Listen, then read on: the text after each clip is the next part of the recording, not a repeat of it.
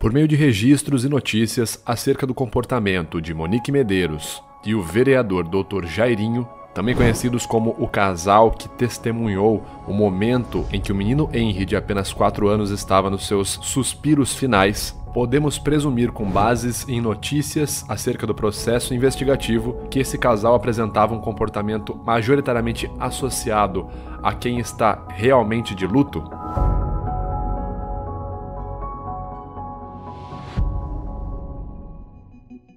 Olá, meu nome é Vitor Santos, eu sou especialista em linguagem corporal, investigador profissional e perito técnico das microexpressões faciais. E você está no canal Metaforando, o maior canal de linguagem corporal do mundo. E hoje nós vamos comentar sobre esse caso muito polêmico. Vamos falar hoje sobre o caso Henry Borel, o garoto de apenas 4 anos que está envolto em uma morte bem misteriosa e que ainda consta em investigação. Segundo a própria polícia, um dos potenciais suspeitos seria o padrasto do garoto Henry Borel, o vereador Dr. Jairinho. No vídeo de hoje, com base em algumas notícias, matérias que falam sobre o comportamento de Jairinho, padrasto do garoto, e Monique Medeiros, a mãe do garoto, vamos tentar entender se esse comportamento se correlaciona com o comportamento mais comum em pessoas que estão passando pelo processo de luto. Vale lembrar que eu não sou psicólogo, portanto não vou fazer uma avaliação psicológica, e sim correlacionar informações registradas em notícias e conteúdo midiático com algumas pesquisas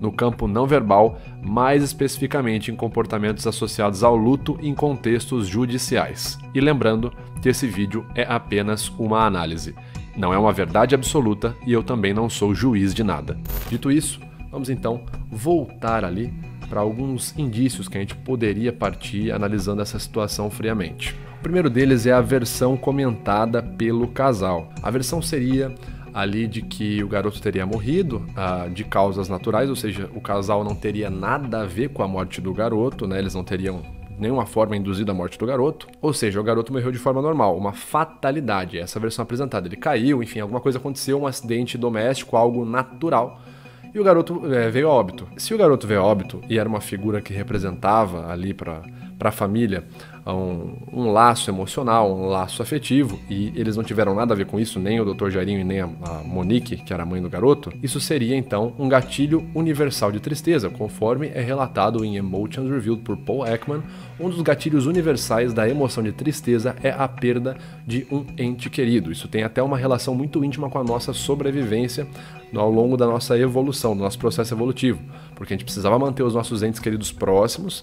Alguns deles eram nossos filhos, ou seja, para poder dar continuação na informação celular, para continuar a nossa espécie e até mesmo para manter o nosso bem-estar, para a gente conseguir ter uma qualidade de vida, para poder, mais uma vez, conseguir sobreviver, etc e tal. Então, perder um ente querido é observado por pesquisadores, psicólogos, como um gatilho universal da tristeza, um dos vários gatilhos universais. Então, o que se esperaria seria um comportamento decorrente, né, dessa morte do menino Henry, um comportamento decorrente associado majoritariamente a respostas universais de tristeza. Se você quiser checar as respostas ali mais associadas à tristeza, você pode checar o The Atlas of Emotions, que é um trabalho ali, uma iniciativa do Paul Ekman Group, juntamente com o Dalai Lama, para explicar as camadas secundárias de cada emoção. Então, alguns comportamentos associados que decorrem do comportamento, da sensação e emoção de tristeza.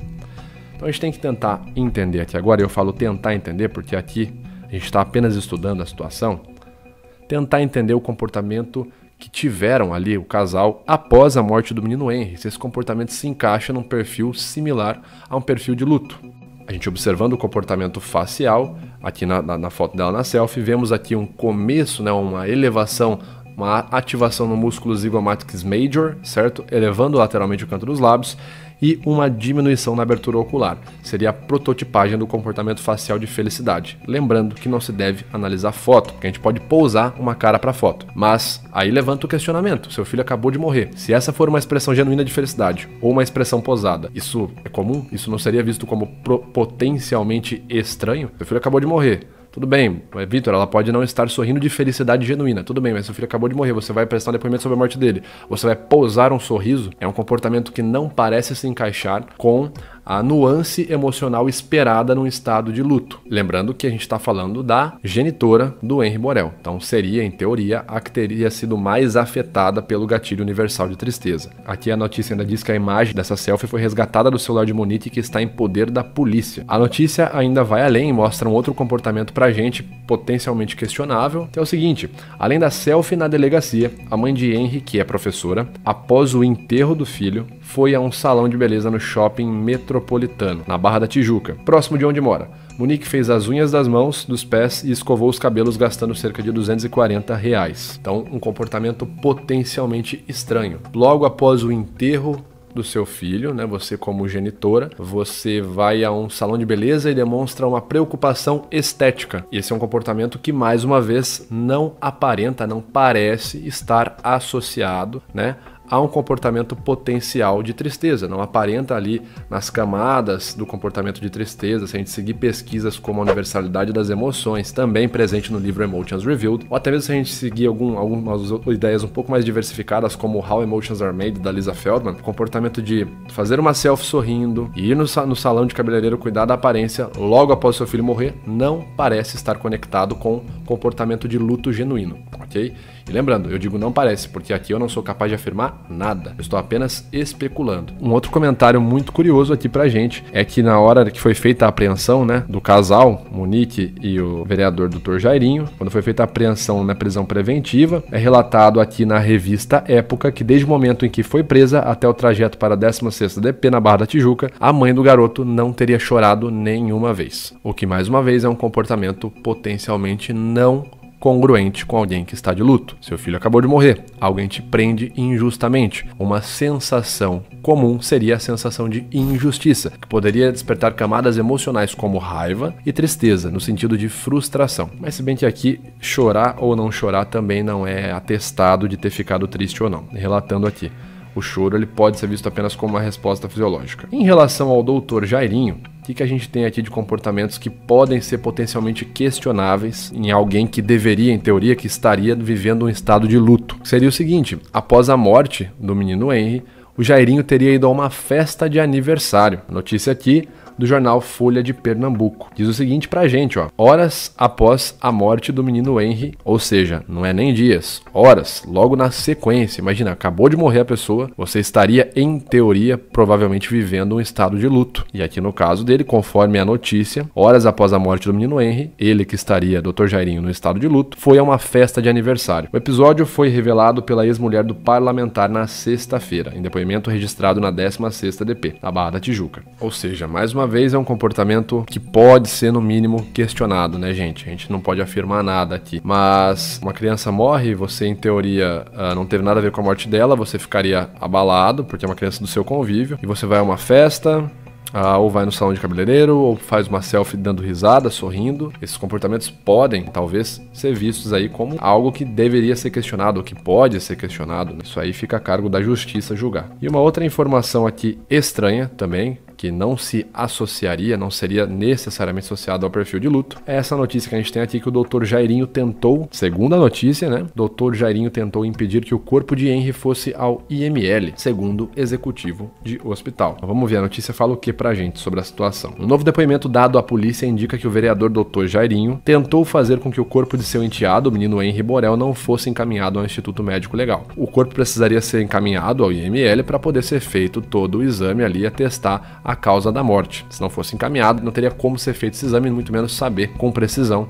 a causa da morte do menino Henry. A testemunha é um alto executivo da área da saúde. Em depoimento prestado na tarde de quarta-feira, ele afirma que recebeu mensagens do vereador durante a madrugada de 8 de março, ou seja, a madrugada que o Henry teria morrido. O contato teria sido feito por pouco mais de 1 hora após Jairinho chegar com a namorada, Monique Medeiros, a mãe do garoto, e criança, já morta, ao hospital Barra-Dor. Em depoimento, então, esse executivo da saúde afirmou que o vereador ligou 4 vezes para ele e que na última tentativa, exatamente às 7h18 da manhã, ele atendeu. Disse que na ligação Jairinho falou da morte do enteado em tom calmo e tranquilo, sem demonstrar qualquer emoção, e o executivo disse ainda que o vereador vereador falou pra ele, aconteceu uma tragédia. Menos de 2 minutos depois eles desligaram e Jairinho voltou a mandar mensagem. Deu o nome do menino e emendou: agiliza ou eu agilizo o óbito. E a gente vira essa página hoje. Esse executivo então teria entrado em contato com o diretor médico do hospital e recebeu a explicação que, diante do caso, não seria possível dar um atestado de óbito sem que o corpo fosse examinado pelo IML, como pretendia Jairinho, segundo a notícia aqui. O executivo respondeu a mensagem minutos depois dizendo: óbito sem causa definida. Pais separados. Pai deseja que leve o corpo ao IML. Padrasto é médico e quer que dê o atestado. O vereador insistiu, mas o hospital negou. Depois da explicação, o vereador ainda insistiu em novas tentativas de telefonema e mensagens. Ele chegou a apelar dizendo que era um pedido da mãe, mas o hospital não forneceu o atestado de óbito. Então aqui a gente tem um comportamento potencialmente incoerente, né, registrado. Acabou de acontecer uma morte na sua família com uma pessoa que você gosta muito. Um misto de emoções pode acontecer. O ser humano não existe manual pré-determinado. Cada um funciona dessa forma específica. Não, cada um vai ter o seu modus operandi. Mas existem gatilhos universais da emoção. Se você quiser entender mais sobre isso, eu fiz um episódio de quase 3 horas explicando o processo evolutivo das emoções e das microexpressões faciais no Metadata Podcast. Clica no link aqui na descrição que você já vai para aquele episódio agora. Ou seja, a gente tem alguns estados de comportamento pré-registrados no nosso cérebro. Um deles é o luto. A gente tem o luto até mesmo para apreciar e honrar a imagem da pessoa que estava com a gente. Alguém que você gosta muito faleceu. Morreu, do nada, de maneira super misteriosa, e você vai pedir para não fazer um exame, para que não seja revelada a causa da morte? Qual é a congruência disso se você está vivendo um período de luto? Você está vivendo um período de luto, uma das necessidades é ter mais contato com a pessoa que faleceu, né? Pode ser vista. E nesse sentido, saber a causa da morte é ainda ter contato, porque você está deixando, aspas, o morto falar o que aconteceu com ele. E aí você não teve nada a ver com a morte, mas também não quer saber como que a criança morreu. É um comportamento que pode, como eu falei, ser visto como potencialmente incongruente. Ponto de vista de alguém que estaria vivendo um luto genuíno e que não teve nada a ver com a morte da criança. Porque se a gente inverter essa teoria ainda aqui por um segundo, só de forma didática, a explicação do porquê que o Dr. Jairinho não gostaria que tivesse, segundo a notícia aqui, fosse feito o exame do ML, se a gente inverter essa teoria, fica muito fácil de se explicar. Porque provavelmente ele poderia ter tido alguma relação com a causa da morte, ou não queria que essa informação da causa da morte fosse vazada para não prejudicar ele, ou a defesa dele, ou enfim, o processo jurídico. Como eu falei, se a gente inverter a teoria aqui no modo especulativo, fica muito fácil de entender esse comportamento. Por isso que eu estou aqui tentando entender do lado contrário. Uma coisa que me chamou a atenção é que o comportamento dos dois, né? A mãe, logo após a morte, ter ido no salão de beleza, feito uma selfie sorrindo. O rapaz ali, o Dr. Jairinho, ter ido em festa de aniversário e não ter assim, insistido em saber a causa da morte. Me lembra muito mesmo o comportamento de um caso que já aconteceu no Brasil, que foi o caso do pastor Jorge Alves, no Espírito Santo. Você deve se lembrar desse caso. O pastor Jorge, na época, ele chegou até a dar uma entrevista, porque o que tinha acontecido? Tem vídeo sobre isso no canal, aqui Metaforando, inclusive. O link vai aparecer aqui no card e vai estar na descrição para você assistir também. Pastor Jorge, a sua casa pegou fogo, o seu filho e seu enteado morreram, ambos menores de 10 anos de idade, as duas crianças, e ele então alegava que não sabia o que tinha acontecido, que tinha tentado ajudar, etc e tal. Algum tempo depois, né, foi provado por vários exames, inclusive a perícia encontrou sêmen dele, material genético dele, do pastor Jorge Alves, no ânus das crianças ali, né? Que teria indicado que ele teria praticado abuso sexual com as crianças. Mas antes de chegar nesse ponto, antes do pastor Jorge ser, inclusive, acusado e ser preso, no momento seguinte à morte dessas duas crianças, ele, conforme a notícia mostra aqui pra gente, ele foi fazer uma pregação, no momento seguinte, fez selfie dando risada no elevador, assim, com o seu filho e com a sua esposa, né? Com o seu outro filho mais novo, e foi até mesmo numa lanchonete, foi lanchar, né? Participar de um momento ali social. Isso tudo logo após a morte de seu filho e seu enteado. Comportamento que não faz sentido nenhum com o processo de luto. E no caso do pastor Jorge, ele já está preso e foi, inclusive, a investigação apontou ele como culpado, né, de ter abusado, praticado crimes sexuais, matado e ateado fogo nas crianças. Então essa foi a explicação. Não estou dizendo que é a mesma coisa, mas que é um comportamento que me chama muita atenção, esse comportamento da Monique e do Dr. Jairinho, que pode ser visto em um tom comparativo, em algum nível de similaridade com o caso do pastor Jorge. Lembrando, não estamos afirmando nada aqui. Tem outros pontos que aqui são um pouco curiosos, que é uma das formas que a gente tem de detectar mentiras, como eu já falei isso inclusive num vídeo apenas sobre as 3 formas de detectar mentiras, o link está aparecendo aqui na descrição também. Mas uma das formas de detectar um comportamento desonesto é encontrar evidências que atestem o contrário, que de maneira sólida atestem o contrário. Você pode fazer uma análise de linguagem corporal, essa é uma das formas de detectar mentira. Mas uma das outras formas, que inclusive é muito praticada em casos, por exemplo, onde a gente tem a perícia que usa a física como estudo de balística, é a amostragem ali, as provas, evidências concretas que vão ali indicar pra gente o oposto do que aconteceu. Então, se eu tenho uma evidência que indica o oposto, eu posso, por meio dessa evidência, descobrir se alguém está mentindo ou não. E o que a gente tem aqui de potenciais evidências que são contraditórias à versão apresentada pelo casal Jairinho e Monique. Bom, primeiro é o laudo de 23 lesões no corpo do garoto, o laudo feito ali pela perícia. Os peritos, inclusive, descartam a possibilidade de acidente doméstico, que foi o que teria sido levantado ali pelo casal, com a suposta queda de Henry da cama, a versão contada pelo vereador, Dr. Jairinho, e a mãe do menino, Monique Medeiros. Segundo o documento, todas as lesões foram produzidas mediante ação violenta, homicídio, e aconteceram entre 11h30 e 3h30 da manhã. Lembrando que a ligação ali para o hospital aconteceu desse horário entre 3 a 5 horas da manhã. Num documento de 36 páginas, assinado por 8 peritos criminais, são citadas as 23 lesões encontradas no corpo de Henry, entre elas escoriações, hematomas, hemorragias em 3 partes da cabeça, infiltrações, contusões nos rins, pulmão e laceração do fígado. A causa da morte foi hemorragia interna e laceração hepática. Esse tipo de evidência, esse exame pericial assinado por 8 peritos criminais, vai de forma contrária à versão apresentada pelo casal, ou seja, uma evidência que é potencialmente congruente e vai de forma contrária à versão que o casal apresenta. Porque como que uma criança que teria caído da cama apresentaria 23 lesões e todas elas nesse tipo de detalhismo aqui, que foi identificado por 8 peritos, não por um apenas, né? Foi feito um exame por mais de um profissional e eles identificaram essas 23 lesões. Uma informação que já não bate com a versão descrita. Caiu da cama e do nada se arrebentou inteiro, não faz aparentemente sentido. Inclusive, o que reforçaria isso, segundo a própria notícia que a gente está lendo aqui, seria o laudo dos peritos, que os próprios descartaram a causa da morte como tendo sido uma queda da cama, que teria sido a versão apresentada pelo casal. Um outro ponto que a gente tem aqui que poderia ser potencialmente incongruente é, conforme uma notícia aqui também, um histórico de agressões físicas por parte do Dr. Jairinho, ou seja, teria sido uma pessoa que não seria a primeira vez que cometeria agressão física contra outras pessoas, inclusive, conforme a notícia, contra outras crianças. Foi até comentado aqui em relação ao ex-relacionamento do Dr. Jairinho com Ana Carolina Ferreira Neto, mãe de 2 filhos do vereador. Os vizinhos ali da região onde eles moravam diziam que todo mundo sabia que ele, Dr. Jairinho, batia nela. Isso é o que diz a notícia. Uma testemunha próxima ao casal disse que depois da separação, o Dr. Jairinho tentou invadir o prédio. Uma das brigas aconteceu, segundo o registro na polícia, no fim de 2013.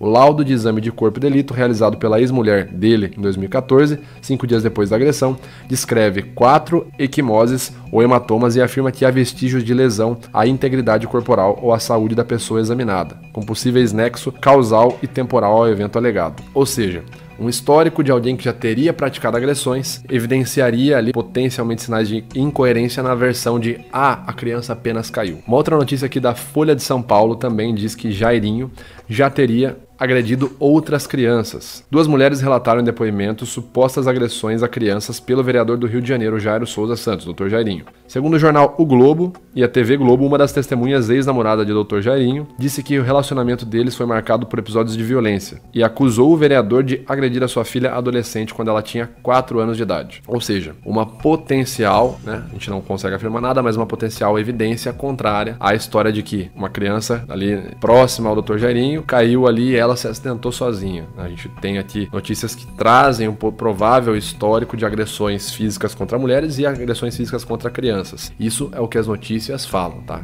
Tudo está referenciado aqui na descrição do vídeo. Outra informação que é potencialmente incoerente, que é uma potencial evidência que, aspas, desmascara a versão apresentada pelo casal, seria a notícia de que a polícia recuperou mensagens, né, conversas com a babá do Henry Borel, né, a mãe e a babá do menino Henry, e nessas conversas a babá teria relatado ali, por conversas em tempo real, que o garoto estaria sofrendo agressões físicas praticadas pelo Dr. Jairinho. Por mensagens, babá narrou em tempo real à mãe de Henry a tortura do menino por Dr. Jairinho. Conversa recuperada pela polícia mostra que o vereador se trancou em quarto com Henry e aumentou o som da TV. Ou seja, os policiais então, em posse do aparelho celular dos investigados, conseguiram chegar nessas conversas que estariam ali, pelo que foi falado aqui na matéria, apagadas, mas teriam sido recuperados por meio de um software israelense chamado Celebrate Premium. E após recuperadas essas mensagens, que inclusive, curiosamente, por que esse tipo de mensagem estaria apagado da galeria da Monique?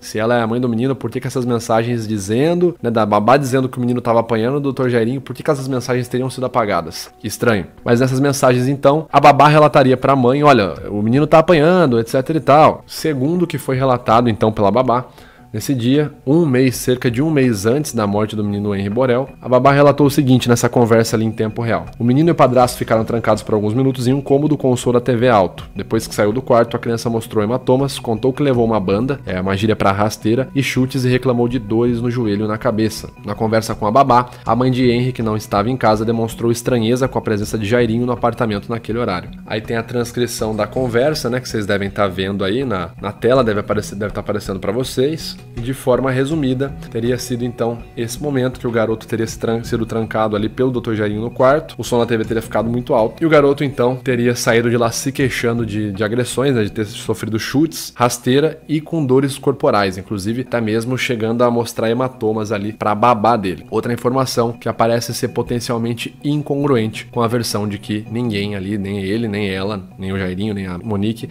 encostaram no menino Henry, que ele teria caído sozinho. Num novo depoimento, essa babá, a Tainá, relatou exatamente isso que teria acontecido um mês antes. Vou até mostrar para vocês um esquema de imagens que teria relatado cronologicamente como teria sido esse dia que ela conversou com a Monique ali em tempo real, dizendo, olha, o seu filho tá acontecendo tal coisa. Bom, e uma última notícia aqui é que a polícia não tem dúvida de que Dr. Jairinho é o autor da morte de Henry. Esse é o título da notícia. A investigação continua, mas o delegado do caso disse que já há provas suficientes que, na palavra do delegado, conforme a notícia, Dr. Jairinho é o responsável pela morte do menino Henry. E por que eu destaquei essa notícia? Porque, diferentemente de vários processos na persecução criminal, inclusive eu gravei um vídeo apenas para falar sobre isso, o link também tá aparecendo aqui no card, que é um vídeo que fala sobre a linguagem corporal e o processo de perícia. Em casos jurídicos não é, em teoria, aliás, né, na prática, não seria todo o momento que apenas a verdade interessaria. Na verdade, a verdade interessa, mas o que eu tô querendo dizer é, numa audiência, ambas as partes ali, a gente tem o princípio do contraditório, o princípio da ampla defesa, independente do que a pessoa ou réu tenha feito ou não tenha feito, certo? Ele pode ser defendido, ele pode apresentar provas contraditórias. Agora, o processo investigativo visa obter total informação sobre a situação, visa obter, aspas, a verdade. Em teoria, ok? Segundo a visão que eu tenho, inclusive como perito facial, o processo de investigação, muito mais que o processo de julgamento, o processo final de toda a persecução penal, de todo o persecutio criminis, o processo inicial de investigação visa produzir as provas, na minha visão, em busca da verdade, ok? Então eu achei curioso e achei válido ser ressaltada essa notícia aqui, estou deixando bem claro isso, porque o delegado ele está dizendo na parte competente ao processo investigativo. E se ele está crente que o Dr. Jairinho, nessa fase investigativa, sem passar por audiências, nem provas contraditórias, nem nada, se na visão dele, o Dr. Jairinho é o culpado, né, o autor, como está colocado na notícia aqui, eu acho que é válido ser mencionada essa notícia, ok? Vale um aviso final também para quem estiver assistindo esse vídeo. Esse vídeo não se trata, reafirmando mais uma vez, de uma acusação e muito menos de afirmações. Estamos aqui com base em notícias e materiais que foram publicamente divulgados, tentando entender a situação. O conteúdo desse vídeo é meramente especulativo e reforço de que nenhum dos conteúdos apresentados nesse vídeo serve como base ou é endossado pelo autor do vídeo, no caso eu, para ser utilizado como material ou fonte de ataques ou comentários de ódio. Independente de qualquer situação, cabe à justiça resolver esse caso. Como eu falei, esse vídeo é apenas uma análise, apenas um estudo. Bom, pessoal, o vídeo foi esse, eu espero que vocês tenham gostado. Se gostou, me ajuda curtindo, compartilhando o vídeo. Caso não seja inscrito, se inscreve aqui no canal, ajuda a gente a crescer também, tá certo? Comente quais outros casos você quer ver analisados aqui e a gente se vê no próximo vídeo. Valeu!